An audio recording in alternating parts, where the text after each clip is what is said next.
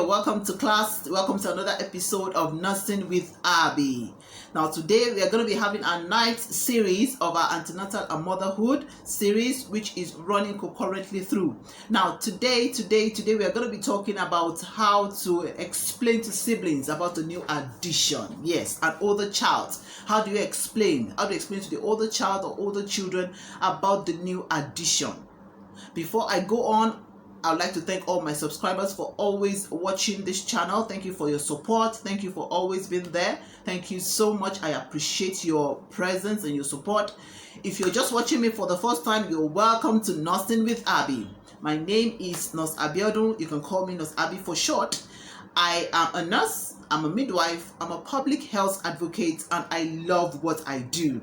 Now today, I talk majorly about nursing, lifestyle, and everything in between. So today we are going to be talking about how to inform siblings about a new addition to the family. You might be wondering, why do I need to explain to my older child or older children that I'm pregnant and I'm expecting another child? It's very important because children are born with they have a bare mind.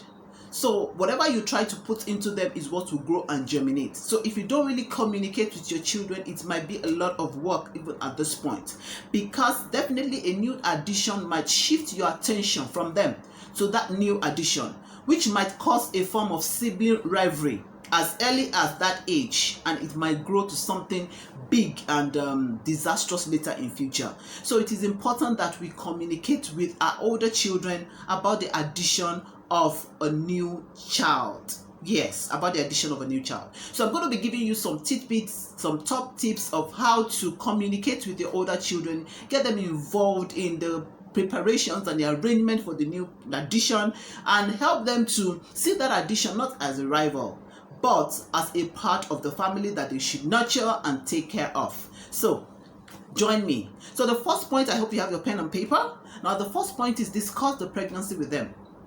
Now children love when you try to exhibit some information to them through characters. So you could get her a doll that probably has a clothing on, and then you try and stop the doll with maybe a cotton wool. Stop the tummy of the doll with the cotton wool. That look, mommy is pregnant as your doll is pregnant, and whatever is in mommy's pregnant state, whatever is said at tummy is a bit different from what is inside your doll's tummy. Your doll's tummy has cotton wool, but mommy's tummy has a baby. And then she'll be wondering, really, a baby?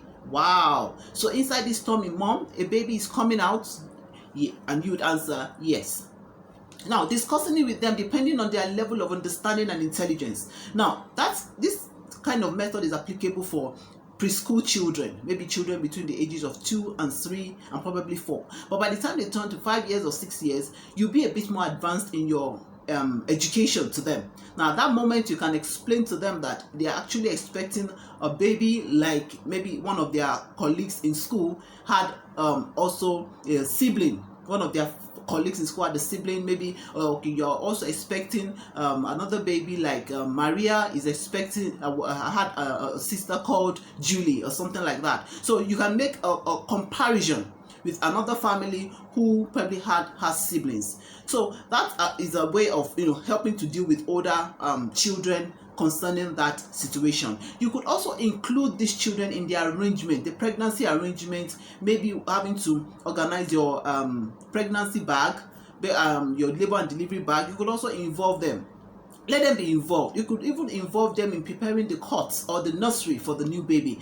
When they are involved, it helps them to see the child as a part of the family, and it helps them also to feel a bit more comfortable talking about the child or the baby coming in.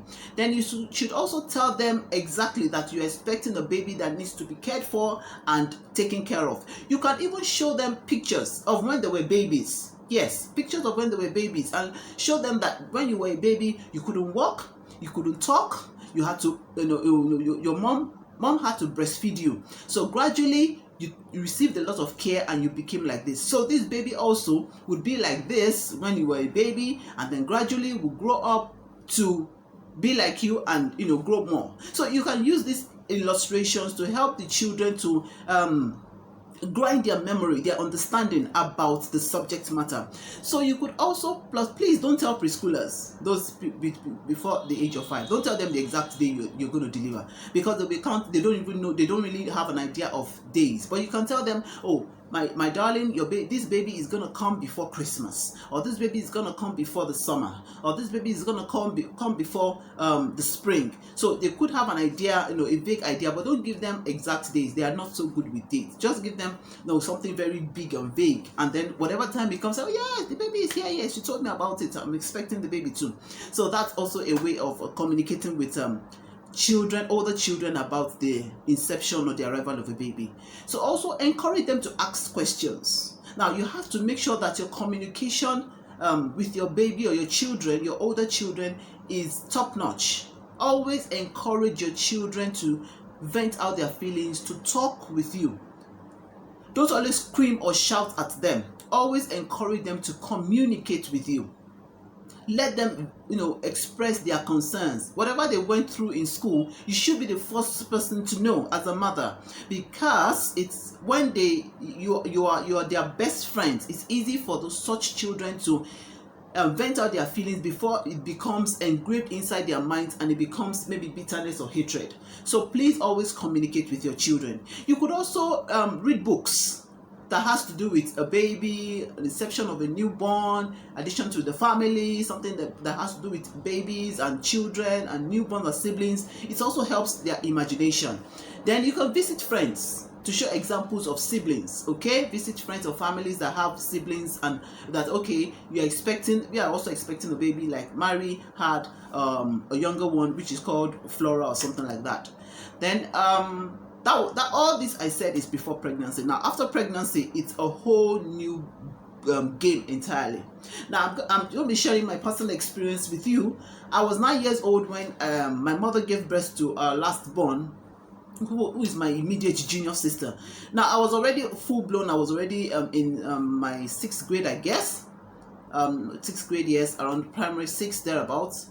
Now I went to school and came back, and I saw my home full of people, and they were all carrying this bundle of joy, and they were so excited, and I felt left out, because before I was the apple of their eyes in my house. I was the last born at that time, but something just came in and took all the attention and diverted all the attention to her alone. So I felt a bit slighted. I won't call it rivalry, because I really didn't understand what that meant, but I felt that they left me behind. In fact, nobody even bothered about what I ate for lunch that day, because they were so concentrated on the baby and all that, and we had so many people in the house celebrating the birth of the newborn.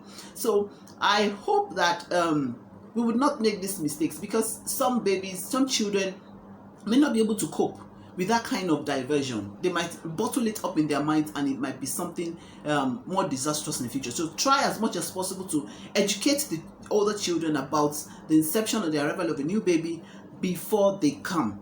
So when the baby comes, as much as possible, you have a routine that you have with your older child before the inception of the baby. Please try as much as possible to follow the routine. Maybe you always assist your older child with his homework.